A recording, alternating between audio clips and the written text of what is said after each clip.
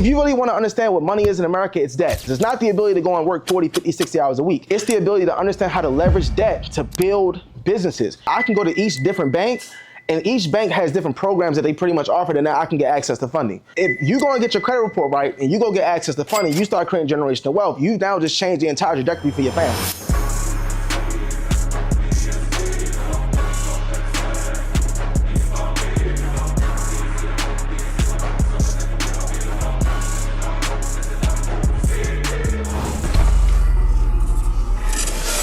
Has made a lot of our clients' dreams become reality because he does institutional funding. He has helped clients of mine collectively get over $1 million in funding. Tyrell, Chief SBS. Yeah, my God, appreciate you. Thank you. How y'all feeling? All right, feeling good. Nah, we gotta have better energy. How y'all feeling? Feeling great. Okay, yeah, there we go. Do I get you take care of my slides? Appreciate you, yeah. So, I actually want to get back up to all the speakers, right? They did an amazing job. I actually just bought these glasses from my guy in the back, so I'm like, let me go ahead and sport them for the content, right? So, really as business owners, entrepreneurs, it's always good to support other business owners, other entrepreneurs, right? So when he came in with his glasses, I immediately bought them. And now, I'm an influencer, so now, I'm gonna put this on. I got a large platform, over 60. It's okay, I'm sorry. I got you. Okay, all right. I was gonna tell him. So on YouTube, I got over 65,000. On Instagram, we have close to 830,000 followers, right? So now what happens is that I'm gonna sport his glasses, but also this is gonna be on my platform, right? So I just like to support other business owners, entrepreneurs. And I wanna give a huge shout out to Mario as well. My guy, he always talks about, profit, right? And understanding how to beat the IRS, right? So my goal and what I'm talking about here is how to legally rob the banks. Has anybody ever saw me on social media before? Been on a Zoom when I was on a Zoom with Mario and things like that? Yeah.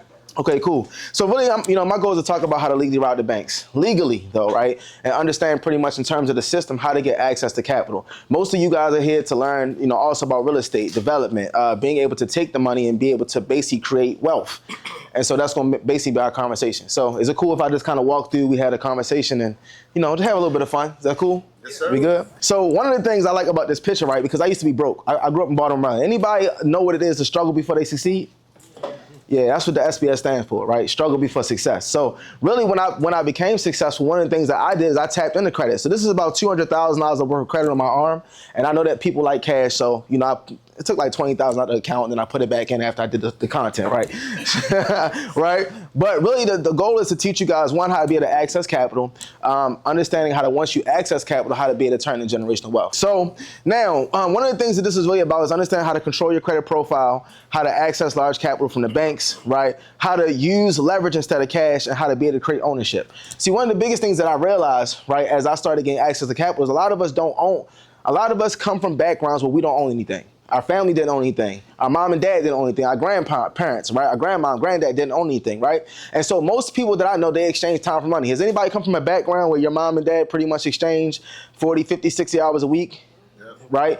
They exchange hours for dollars. But wealthy people, right? What happens is that wealthy people understand how to, one, allow money to work for them so they don't have to work for it. Right?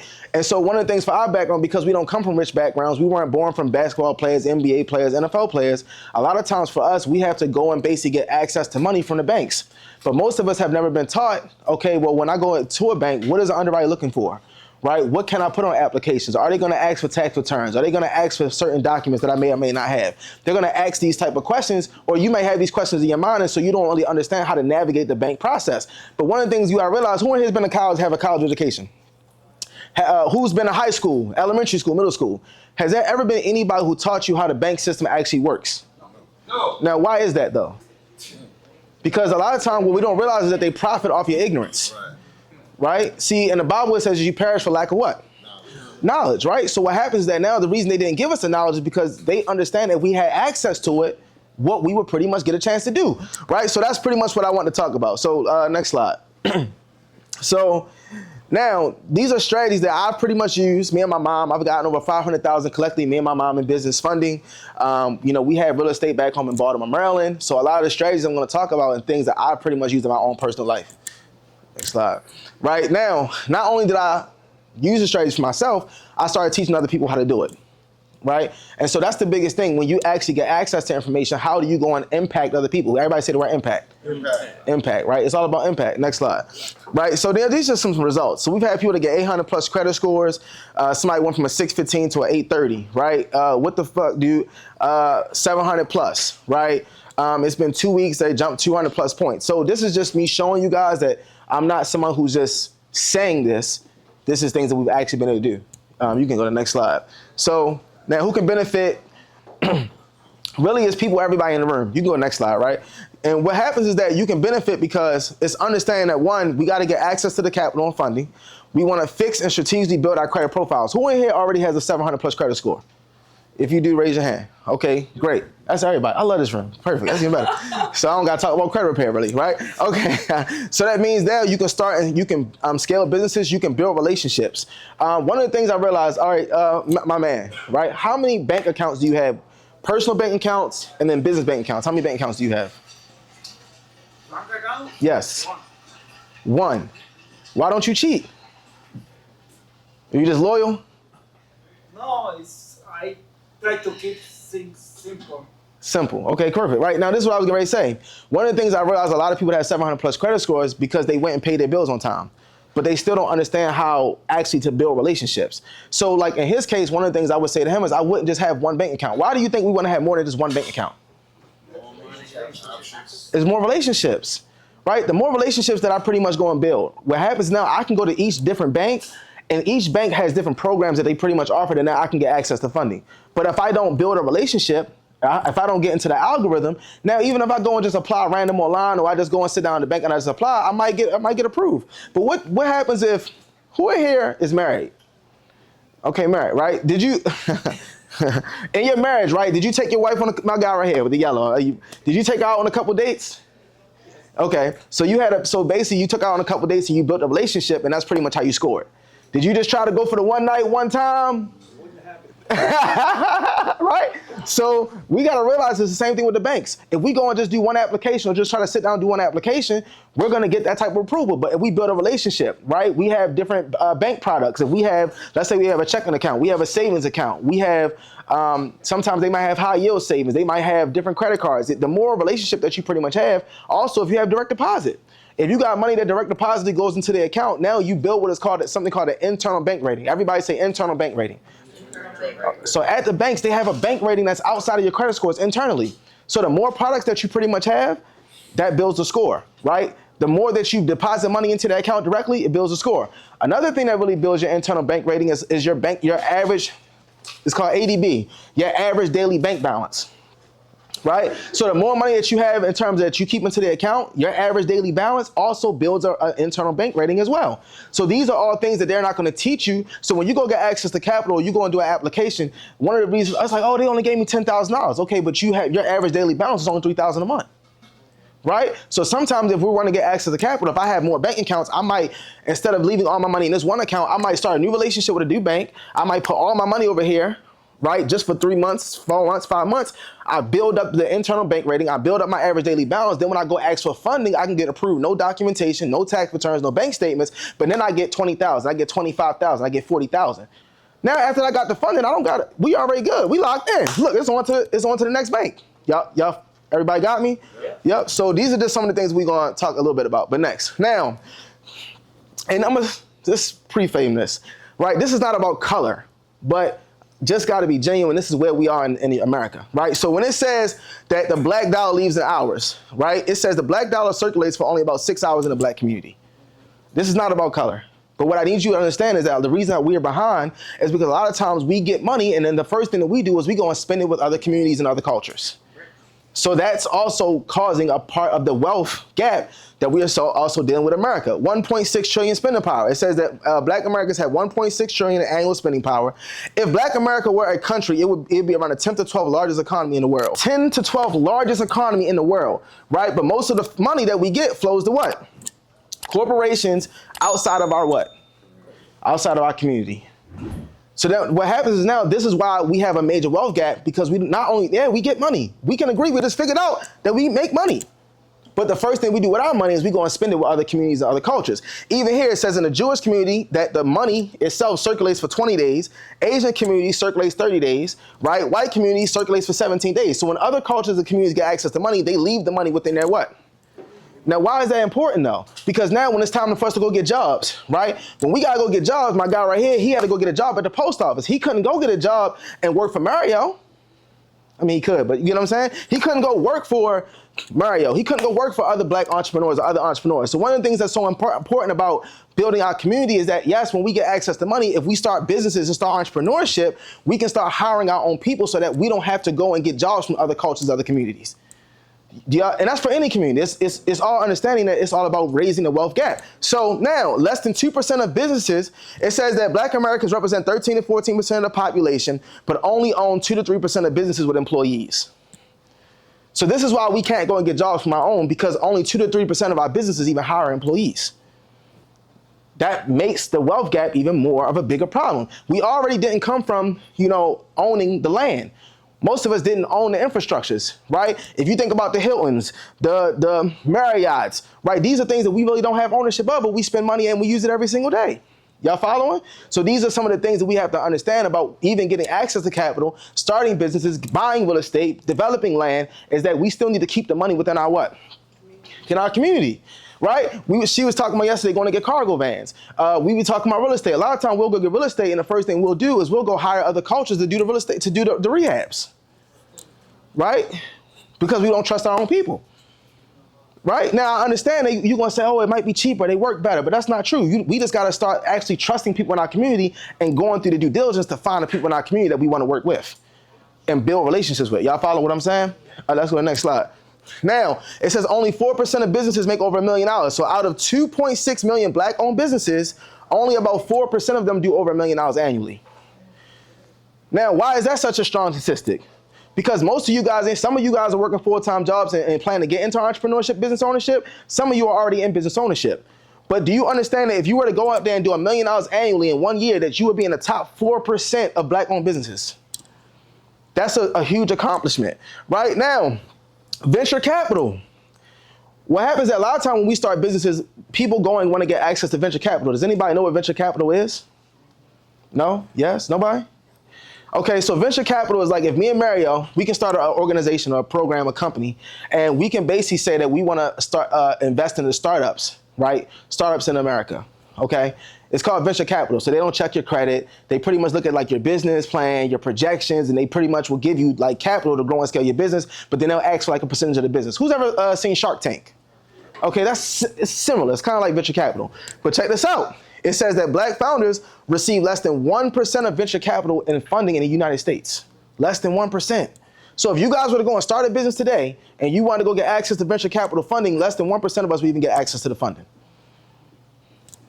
So if we can't go there and get access to the funding there, then what do we have to do? We got to understand how to structure our credit profiles. We got to understand how to get more relationships with the banks, and we got to understand how to go get access to funding, right? And what goes in the applications, right? What are underwriters looking for? These are the things we got to understand because we can't go to venture capital and get access to the funding. Next slide. Now, home ownership gap. It says in 2020, the home ownership for black households was 43%, while home ownership rate in white households was 72%. So now when we talk about ownership, buying homes, right? 43 to 72, that's a 30% difference. Understand that this is a part of the wealth gap. It goes back to us not having ownership. Even if you work a job, that means that you rent your income. If you don't own your home, that means you rent your home. If you rent, that means you don't own. If you don't own, someone can come and do what? They can come and take it away from you. These are the things we got to start understanding, that it's not just about getting access to capital. It's about ownership, about having businesses, being able to hire our own people, like basically understanding that it's a wealth infrastructure and we all are a part of the problem. Because if you're either a part of the problem or you're a part of the what? Next slide. And these are just real statistics. Now, you got people like Jeff Bezos, right? Amazon received an $8 million loan in the 1990s, right? He took the $8 million loan, and essentially now Jeff Bezos, the innovative founder of Amazon, generates over $61 billion in revenue and holds the title for world's largest online retailer. Anybody got a friend right now you can call and say, I need to borrow $8 million? We need new friends, don't we? Like, I need some new friends. right? But why am I saying that too? Because understand that most businesses that we understand, they leverage something called debt. See, if you really want to understand what money is in America, it's debt. That's what money is. It's not the ability to go and work 40, 50, 60 hours a week. It's the ability to understand how to leverage debt to build businesses and let the money work for you so you don't have to do what? So you don't got to work for it. So now it says that Amazon had about $35 billion in cash equivalents, but in long-term debt, they have about $59 billion. And this was in third quarter. So that means that they have more debt than they have what? Cash. Most of us will have more cash than we have what? Debt. And we think that, okay, we're on to do something because we're debt free. That's not a real thing. If you understand the American system is based upon debt. How much debt is America in right now? Trillions. And we are one of the stronger or the strongest country, right? The strongest country, and we have the most amount of debt. But us, for somehow, we've been taught, see, when you go to school, no disrespect to elementary, middle school, high school, when you go to school, they taught us how to exchange our time for what? Money. They didn't teach us the system of how to go and get access to debt. Y'all follow what I'm saying? So these are all the reasons why it's so important to go and understand like how as people, we got to leverage the capital. We got to understand how to get in the right network. This is why being in the room right here is so important, right? Because now I'm going to call my guy in the yellow. I'm going to say, look, I need to borrow a $5 million loan. I know he's going to look out for me, right? Right? I'm saying that because now even with this, understand he built a large business, but he built it on the back of having a friend who had $8 million loan. Right? So next slide. Now, with the internet today, with modern technology, anybody can pretty much have a 700 plus credit score. Understand that the banks have potentially unlimited access to funds. Right now, for those of you who have a job and you have direct deposit, can we agree that direct deposits hit every Friday? Every bank who has a customer has direct deposit that hit every single Friday, right? So they already get access to money right away. They have access to unlimited amount of money. Now, we understand that what banks do is they take the money, they lend it, right? They do certain things. They can grow the money to make money off the money, but understand that there's an unlimited amount of funds, right? One of the things, there's a website called, it's called iBankNet, iBankNet.com. You can pretty much go to iBankNet and you can do a bank audit, right? So if you go to Chase right now, Chase might have literally, they might have like $200 million in credit card lending out right now, 200 million. And they do that about every quarter. So every 3 to 4 months, they lend about $200 million in credit cards. Right? So we don't even understand how to go and audit banks and look at all the different funding they put out. They got real estate loans. You can do that with any bank. So if you go to iBankNet.com, you can go and audit banks. And I'm going to talk a little bit about that later on. But next slide. Okay, so for those of you who don't have an 800 plus credit score, make sure you take a screenshot. Right? And what this essentially is just showing you what your credit report needs to look like so you can access the maximum amount of funding. Most people I find, right, you'll see different things online, like if you got a 680 plus credit score, right? A lot of times we make our minimums and maximums. We hang around a lot of people who are ordinary and tell you how to be ordinary, and then the problem with that is that nobody understands how to go be extraordinary, right? It's 8 billion people in the world. If you think that all you need to have is a 680 or a 700 credit score, you're mistaken, because you gotta understand you're not just competing with the people that you know, you're competing with the entire United States. Right? So in the entire United States, there's plenty of people that have 750, 780, 800 plus credit scores. So the problem is not like, we got to stop being ordinary and hang around ordinary people and then thinking ordinary, because you're going to get ordinary results. You're going to get ordinary funding. So one of the things is, hey, if you can have an 800 plus credit score, these are the factors that go into it. So less than 5 inquiries on each reporting agency. Understand, like, you in Jacksonville? Yeah. Okay, cool. So in Jacksonville, you got banks like Truist. Who's heard of Truist? Anybody? So Truist actually pulls only from Equifax. So if you go to a business credit card application, a personal credit card application, they're only going to pull from Equifax. The reason why less than 5 inquiries on each reporting agency, you need to understand that, is because different banks don't pull from all 3. They only pull from one agency. Now, you have banks like Capital One. Capital One, they're going to pull from all 3. Now, the reason why I'm saying all this is because now with Capital One, this is how you know some banks have money or want to spend more money or have more money to spend than other banks. And I'm going to give an example. Capital One, they pull from all 3. Every time you do an inquiry at a bank, do you understand that the bank has to pay TransUnion, Equifax, and Experian to get your report? Right? So Capital One actually has a lot more money than you think, because they're willing to pay every time someone does an inquiry, they pay all 3 banks to get the report. But other banks like Truist, they only pay Equifax to get the report. You got banks like American Express, American Express, they only pay Experian. So this is the reason why you want to have less than 5 inquiries on each reporting agency, and then you got to understand what banks, where they're going to pull from. So when you don't just want to haphazardly go and do applications, you want to strategically do applications, because if I go do one application at Truist, I can get a credit card. If I do application at American Express, they pull from Experian. If I Bank of America on the business credit card side, they pull from TransUnion. So now I can do 3 different applications. I can get multiple different credit cards, but I only got 1 inquiry on each reporting agency. So this is why it's important to understand where they pull from. 0 derogatories, right? Making sure no charge-offs, collections, bankruptcies, late payments, because all these things just make you look non-fundable. If we grew up you in Atlanta, right? If me and you grew up in the hood, let's say we grew up in the same neighborhood, right? And I'm like, hey, let's say we all grew up in the same neighborhood. So let's say that I borrowed money from him and I didn't pay him back, right? I didn't pay him back. It's been 2 years. He ain't heard nothing from me. And we all talk. So then I come to you like, hey, bro, I need to hold about 20,000. Are you gonna give me 20,000? Nah, man, I heard about No, you're right. I'm bad business, bro. Like, I can't do business with you. Right. This is why our credit report, it's the same thing as a report card. It's the same thing as your transcript when you went to college. Because your transcript told the college everything about you from elementary school, middle school, high school. It told you everything that the college needed to know. And they would determine whether they would approve you or accept you. Based upon your transcript. Your credit profile is the same exact thing. It's telling banks exactly everything you need to know about you. So when you delete these negative items off your credit, now what happens is if I somehow deleted him and he didn't know that I owed him money, and I say, bro, can I hold 20,000? Now I can get the $20,000. I just can't go back to him. You know what I'm saying? We done. I can't go back to him, right? So this is where now sometimes you guys might mess up banks. So you might be in a situation where you had a bad situation with a bank. It's okay. You got to get deleted off your credit report. Understand you might not be able to do business with that particular bank, but it don't matter. Do you know how many banks and credit unions it is in the United States of America? Right? Now, there's some you really don't want to damage relationships, but understand that it's still so many more banks. So that's the thing about 0 derogatories. Now, 1 to 5% credit usage. A lot of times we get credit cards, we max the credit cards out because we don't really understand there's something called a due date and a statement date. The due date is the date that your credit card is due, but it also calculates how much interest you pay on the credit card.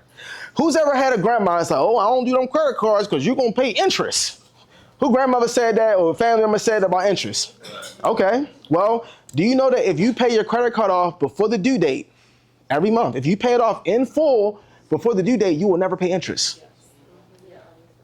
Right? So most people don't know that. So when your people say, hey, don't use credit cards, they don't understand. It's a strategy to it. So if you pay it off in full before the due date, you'll never pay interest a day in your life. You'll get all the reward points, the cash back, everything like that. And another thing is your statement date. That's the date that your credit card company snitch on you. They call TransUnion, they start snitching like, hey, bro, I ain't gonna lie, he ran up 5,000 this month. Right? He ran up 10,000 this month, or he didn't spend no money this month. So you never pay interest, and basically you'll keep low credit utilization because if you don't use it until the date after your statement date, now what happens is now you can use it over 30 days. Most people think that when they get a credit card for 10,000 or 20,000, they be like, oh, I only can spend $2,000. That's not true.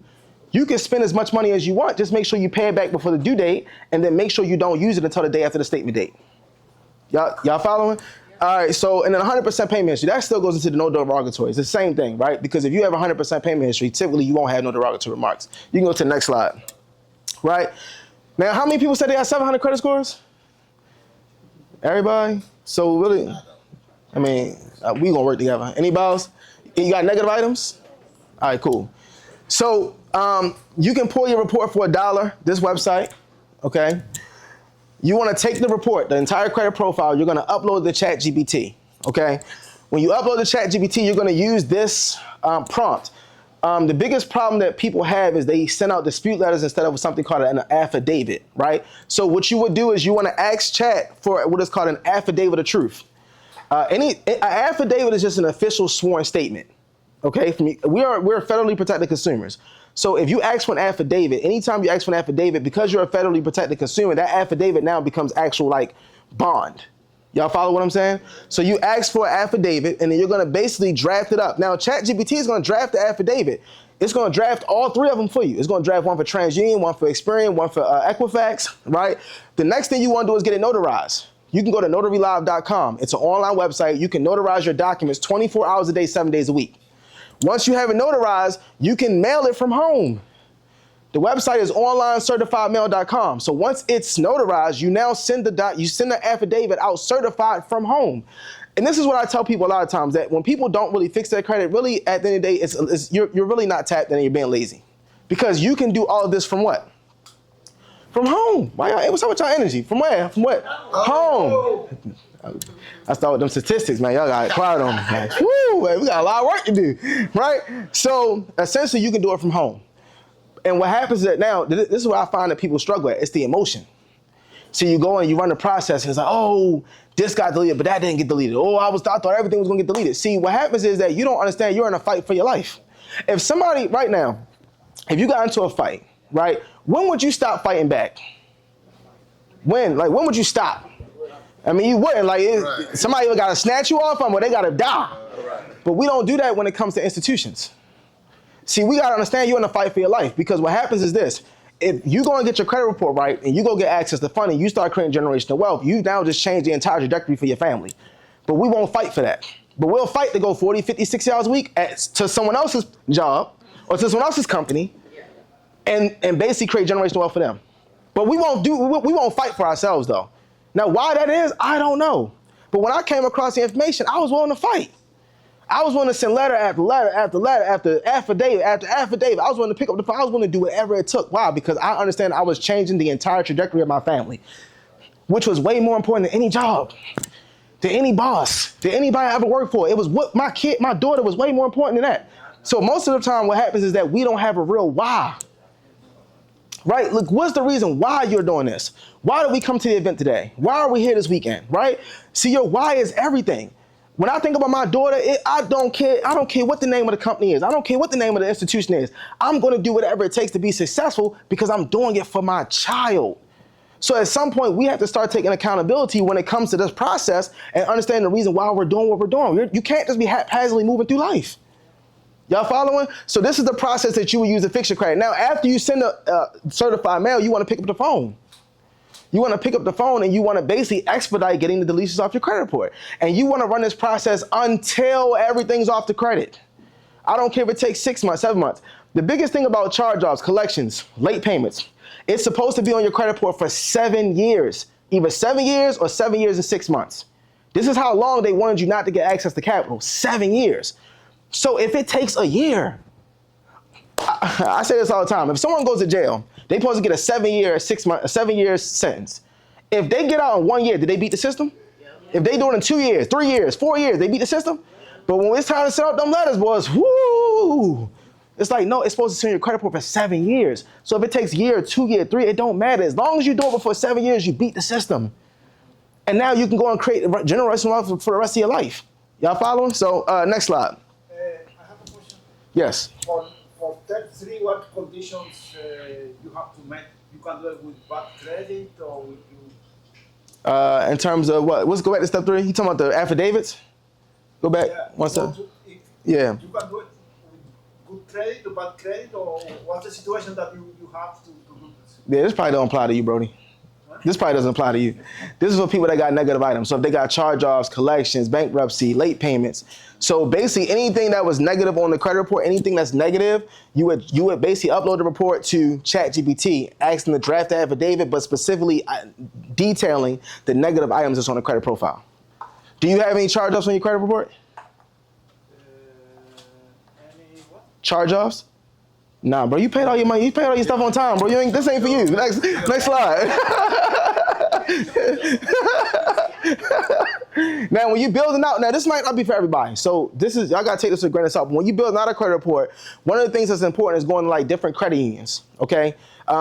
Credit unions are really lenient, but you can build your credit profile so you can do like secured loans. So at Navy Federal, they have a pledge loan. They call it a pledge loan, but it's a secured loan. So what you do is you take your own cash and you would basically give the bank the cash, and then they basically will give you a check. That becomes a secured loan. You pay the loan, you pay 90% of the loan off right away, and then you let the rest of the time period, you just do it over time. Right? Now, the biggest thing about building a credit report from scratch is something called data points, which means that you want to have high limits. So if you can do a secure loan for $2,000, $3,000, $5,000, the more that you can, what happens is these data points start going on your credit profile. When it's time to start applying for credit, like credit cards and loans and stuff like that, you'll start getting approved because you put high limits on your credit profile.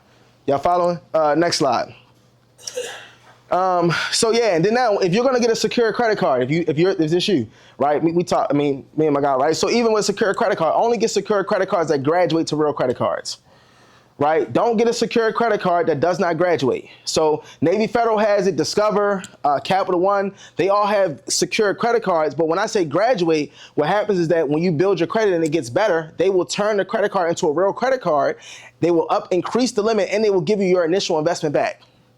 So only get credit cards that graduate to real ones. Next.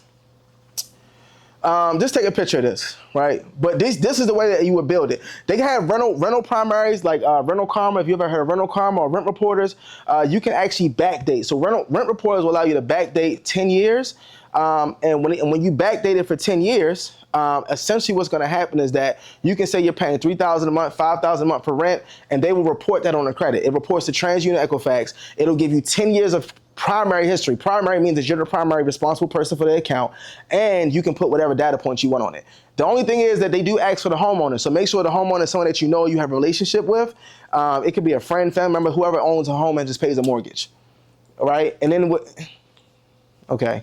The other part is if your friend is a little like, you know what I mean, I don't know. Sometimes, you know how we go to our friends and need help and they don't be want to help. So if you have that type of friend, what you can do is you can set up a Google Voice phone number for them and a Gmail for them. And so when the company reaches out to confirm the information, they'll basically reach out to the email and the phone number you put on file, and you can just confirm it yourself. You know, so if y'all can pick up what I put down. Now, when you doing applications, right now, this is also some sauce. Information. But when you're doing applications, one of the things you want to understand is that you always want to say that you've been at your job 5 years or more. Who's business owner, self-employed, entrepreneur, okay, never put that on the application. So when you fill out an application for funding, I don't care what kind of application, credit card, line of credit, loan, never put that you are self-employed. You always want to put employed, and then when it actually the employer, you can pretty much put your business, your LLC. This is why we all have to make sure our LLC is in good standing, right? That you have a good, decent business address. So you put employed on the application, you put your business as the employer, right? Now, typically you want to do 5 years or more if you can. When it asks how long you've been at your address, I like to put 5 years or more as well, because banks like something called stability. Everybody write this on your notes, whatever. Stability. So if you've been at your job 5 years or more, what does that mean? What does that kind of look like? You're stable. If you've been at the same address 5 years or more, what does that look like? You're stable, right? So 5 years or more at the job, 5 years or more for your address. Now for income, $165,000 is a decent amount. You got certain banks. If I'm going to American Express, Discover, I put like $75,000. If I don't make like over that, I put like $75,000. $75,000 is a threshold where they're not going to really ask for too much pay stub, documentation, stuff like that. But if you're more of a high income earner and you make more and you can show more, then put more. Outside of American Express and Discover, that's pretty much a good number if you want to get good access to funding. Now, I don't really share that with everybody, but, you know, Mario, I'm going to come give y'all some real information, you know. So these are the type of things that you put on the application. Now, if you make more than 165, put more. If you can show it, you got the pay stubs or the money to show, cool. But if you're doing American Express or Discover, $75,000. Y'all got it? If you're doing other applications, credit unions and stuff like that, that's a decent number. Yes? Got me? Energy crazy. Okay, let's go next. All right, when you structure the business, biggest thing with business structure is, you know, making sure you're not in a risky name. Some of you guys want to get into real estate. My guy Mikey gonna talk about development later, right? You don't really want to put real estate in the name. You don't want to say trucking. She gonna do a cargo van business. You don't want to say trucking. You do taxes. You don't want to put taxes. So really, Solutions Global, Incorporated, mine is SBS Global. So really, you want to have a generic name for the business, and you don't want to really lead too much into an industry. Now, another thing is you can have a holding company, an operating company, and in your operating company, if you want to have something that deals with your industry, that's fine. But you always want to have a business that doesn't really lead into a certain industry because of risk when it comes to banks, right? Address. There's a website. It's called LoopNet. LOOP.net, loopnet.com. They have a bunch of office spaces and stuff for sale, okay? What I do, you know, things that I do, you might not do what I do, but this is what I do. I'll go on LoopNet in whatever city I'm in, and I'll use an address that's available for sale, right? Or office space is available for sale. I'll take that address, use it as my business address. For my mailing address, I'll use my home address. So I'll use a business address that's available, that they have available, LoopNet, but for mailing, I'll just have everything just come to my address, right? My business credit cards, my statements, I want that to come to my house, right? EIN, you can go to irs.gov, get that for free. Business phone number, you should have a 1-800 number for the business. right? You know, the biggest thing about getting access to funding is understanding that it's all about perception. Perception is what? What do we say perception is? Reality, right? Anybody heard that? Perception is reality. So if you have the perceived perception that, hey, you have a 1-800 number for the business, right? You have a business address that's brick and mortar, right? Your website, right? You have a decent, website. You can go on Fiverr, Upwork, and have somebody build you out a quick website. You can go on Wix. They have people that build out websites. You can use Manus. Manus is an AI platform that will build you out a website, right? AI, you can tell it exactly what you want on the website, everything. It'll do everything for you, right? For your business email, you want @yourcompany.com, right? So info@yourcompany.com, support@yourcompany.com. This is basically having a professional business email. Now for business banking, right? Business banking, I'm really big on who's gonna pay me to open up checking accounts. You go to the next slide. Does anybody know that you can get paid to open up business checking accounts, right? And I talked about this, right? So right now, Chase, I'm gonna use Chase for an example. Chase will pay you $500 to open up a business checking account right now. $500. Now, this is stipulation. You got to put $2,000 in the account and let it sit for 30 days. Just put $2,000 in, let it sit for 30 days, you'll make a free $500, right? Just for opening up a business checking account. Okay, Wells Fargo, they also pay. I think it's $325 or $425. Open up a business checking account. You put $2,000 in. Truist, they'll pay you $400 right now to open up a business checking account. So now, I'm not just going to go open a business checking account anywhere. I'm going to go open a business checking account where I can get paid to open up the business checking account. I get paid to open up the relationship. Now, the reason why I use this right here, and even credit unions, is because remember I talked about iBankNet.com, and you can audit banks. Chase, right now, at the time of this, they have $4.21 trillion in assets. Bank of America, $3.3 trillion. Citigroup, $2.4. Right, Wells Fargo 1.9. Now, why am I saying this? Because everybody should look at banks as something called business partners. What is a business partner? Someone that's going to invest in your business, that's going to help you make decisions, things like that, right? Well, if I'm going to get access to capital, they're helping invest into my business. I'm not just going to go start a bank account with somebody who doesn't have $4 trillion in assets. And they going to pay me $500? That's the first business checking account I went to go open. They got $4 trillion in assets. They're gonna pay me $500 to open an account. I went to Chase immediately. That's a great business partner. Let me go and business partner myself with these guys, right? But the Bank of America did the same thing. Now, Bank of America doesn't pay you to open up the account, but they got other perks and other benefits. So these are the things that we gotta start looking at in terms of financial literacy when we go and set up bank accounts. Understand who's gonna pay us to open up their checking account. What kind of lending products do they pretty much have? Even like when it comes to me, we do a lot of money online in terms of payment processing. I don't do payment processing with companies that don't give me loans. Why would I process hundreds of thousands, maybe $1 million in a year with you and you not gonna give me a loan? That don't make sense to me, right? So every time I do payment processing for my business, it has to be somebody willing to give me a loan. When I go and sit down and do business checking accounts and things like that, they gotta give me funding. So Chase gave me $100,000, 0% interest, right? It was 0% interest. Business Inc. Unlimited, Business Inc. cash, $75,000 one card, $25,000 other card. I got $100,000 for funding, 0%, no documentation, no tax returns, bank statements, none of that, and they gave me $500 to open up the checking account. Right, that's what I said. I'm going to them. That's what I said, right? Yeah, can't beat that, right? Same thing. Wells Fargo, they paid me $425 at the time, open up the business checking account. Then they gave me $8,000, 0% interest, no documentation, business credit card. This is what I do when I go and look at banks and who's going to give me money and then who also has funding that I can go and tap into and get access to. And then credit unions. I mean, everybody should get an account with Navy Federal. Anybody here don't have an account with Navy Federal? Did you ever have problems with Navy Federal? Okay, cool. Everybody, you call Navy Federal immediately, tell them that you had a dead grandparent that was in the military and that you want to set up a checking and savings account. They're going to let you in right in, you $5, open up the account. If someone has an account that you know and they give you the access code, cool. I don't really do the access code thing because the thing is that with the access code, you're tied to someone else's access.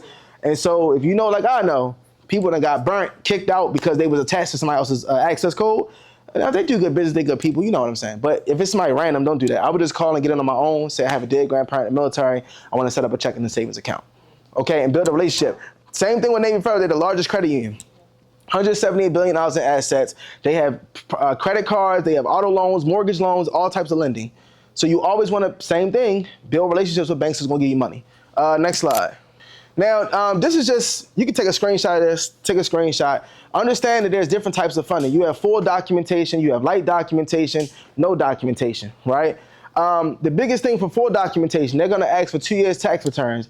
It can be 2 years personal tax returns and business. They might ask for a profit loss. They might ask for a balance sheet, a P&L, right? So a lot of times what I realize that business owners, where they struggle at, they don't have documents, right? They don't get the Intuit, the QuickBooks. They don't have the proper accounting. They don't have the proper stuff set up. So this is the other thing. Now, the other thing y'all got to realize with banks and IRS, it's a catch-22. Because the more money you make and you show on the IRS side, as Mario knows, or he teaches, right? The more money you show on the IRS, you're going to have to pay more on what? Taxes, right? But now when you write everything off and do all your deductions and everything like that, what happens now when you, on the bank side, you can't show a lot of income. And in turn, that also is a problem with getting access to capital. So sometimes it's a catch-22. That's why we focus a lot on the no documentation or light documentation. You can, next slide. Just take a picture of that for me. And then when y'all done, we go to the next slide.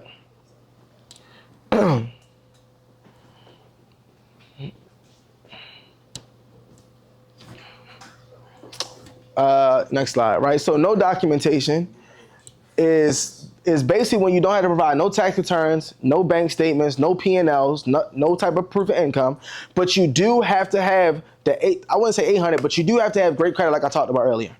Because you're not providing any income documentation, you do have to have great credit. But understand, you can be in business, make not $1 in business, but if you have a 720 plus credit score with the same factors I gave you guys earlier, you can get $100,000, $250,000 in funding if you go and set up different relationships at different banks. And this is why I say don't just have one bank, right? What I would tell y'all to do is every 90, 91 days, because banks operate in 90-day cycles. So every 91 days, credit increases. If you already got credit cards in your wallet, every 91 days, you should be asking for credit limit increases. Every 91 days. Whatever credit cards you got in your wallet, every 91 days, ask for increases because they work on 90-day cycles. That's one. Two, you should be literally going to different banks every 90, 91 days and opening up new checking accounts. Now, the way that you do this is based upon who they pull from. Right? If I go to Truist and I open up a checking account, I make $400 to open up an account, but I know they're going to pull from Equifax. If I go to Chase and they're going to give me $500, that's $900 I just made, but I know that Chase is going to pull from typically either Experian or TransUnion or both. Okay? Then I go to, let's say, a Bank of America. They're not going to pay me to open up the account, but I go to Bank of America, but on the business credit card side, they're going to basically pull from TransUnion. So I just opened up 3 different bank accounts. I got paid $900. And I can go get access to funding, but now I know that Bank of America will pull from TransUnion, Truist is going to pull from Equifax, and Chase is most likely going to pull from Experian or sometimes TransUnion or both. Y'all follow me? So this is why now every time you're going to open up accounts, this is what you want to find out. Hey, who do you guys pull from? How much you guys are going to pay me to open up the account? And now when I'm going to open up checking accounts, I'm basically building a relationship with these accounts, but I'm doing it based on who they pull from on a reporting agency. Y'all following? Yeah, yes, got it. All right. Okay. Really, this is just how you prioritize. Who you already got accounts with, who you've already received funding from, accounts you have open, soft pull, pre-approvals, and hard pulls. Next slide. Now, take a screenshot. These are just some banks that pull from Experian. So you got Wells Fargo, the 0% card for 12 months. American Express, you actually can get 6 business credit cards with 1 soft inquiry. They have the Blue Cash, the Blue Plus. Both of those credit cards are 0% interest of up to 12 months. Then they have 4 different charge cards. They have the Plum, the Plum, the Green card, the Gold card, and the Platinum card. So you can get 6 credit cards with American Express, 1 soft pull. So just take a picture and go to the next slide. Same thing, just banks that pull. One thing I like about Synovus, for those of you who are already in Florida, Synovus, you can get 3 business credit cards with them. For 3 different LLCs. 1 inquiry, they pull from Equifax as well. But if you got 3 different LLCs, you can set up an account, set up an appointment with Synovus, and then you can apply for each LLC in the same day. 1 inquiry from Equifax, but get 3 different business credit cards. But you have to have different LLCs though. That's active in good standing. Yeah, that's one of my ones. And next slide. Let's take a picture. Bank of America, I talked about them. You can get 4 business credit cards at Bank of America. They do 0% interest right now for 7 months. 1 inquiry, 4 different business credit cards. They pull from TransUnion on the business side. Yeah, so these are just stuff like that. Talk a little bit about this, but really, household income methods. So if you got people in your household, we talked about the income a little bit. We talked about address, bank balances. Make sure you put that you got money. I see people going to do application maintenance today and got no money in their account. Now, sometimes I know y'all see that people do plaid and stuff like that. I mean, sometimes I would rather say I got money than say I ain't got no money. It's just better to say. But these are just application details. You can go to the next slide. Now, you know, who am I, right? Which is really a great question. See, I ain't talking about my story, right? Go ahead. So essentially, you know, I'm a business consultant. I've been doing it for 10 years. I'm from Baltimore, Maryland originally. And essentially, I've been in Florida for like the last 3 years. I pretty much built a 7-figure empire off the information that the banks never wanted you guys to ever know. Next. This is me sleeping on air mattresses with my daughter. You know, anybody, you know, if you, whoever seen pictures like this? We all did, right? And that was me and my daughter back in Baltimore when she first was born. Next. And so really I went to one of my first financial literacy events, learning this information in 2021. And we had got approved for some funding the same day once getting access to the information. Next slide. Next. And so, yeah, man, you know, we've done 100,000 in a month before. You know, we've basically did over $1 million in business in general. This was a screenshot of just monthly recurring revenue. If you're a business owner, you should always go for monthly recurring revenue. So at that particular time, we had over $20,000 a month doing monthly recurring Netflix money, gas and electricity money, if you think about it, you know, how we pretty much pay bills every single month. Next slide, right? Testimony. These are just transformations and things that we help people do. Next. Yeah, I'm gonna let this video play a little bit before we go. So this is prior to me meeting Mario, but this is one of the properties that me and my mom had in Baltimore, Maryland, that I actually got access to business funding. I used no money out of my pocket, and then we basically did the rehab. Think we sold it for like $199,000. You know, so that's just some of the rehab stuff that we did. And now this is my mom. I don't know if you can pause that. That's my mom. We actually closed on one of our investment properties, 65th birthday, and we come from Baltimore and come from nothing, but this is all the bank's information that they never wanted us to know, that me and my mom now have been able to go out there and buy properties and do different things like that. So, birthday to me. yeah. Not only is it my birthday today, my birthday gift is I took care of some very important business. That's when I give my business partner, which is my son and me, struggle before success. Over 6 digits, 6 figures. And it's not about the money. It's about just striving to do better and be better. Bingo, right? Right? So that's Mom Dukes, right? Love her to death. My number one business partner. We've been on, we've been on private jets at this point. That's the next slide she about to show. We done been on private jets. Basically, I come from nothing. And I just showed, you can pause it, hit pause. Once you start, there's no. Yeah, Lamborghinis, we've been in there, private jets. This is one of my best, closest friends. We actually did this with one of our mentors. Mario's mentor, Mikey, that you're gonna hear from later, our mentor that's been on private jets and doing things like that.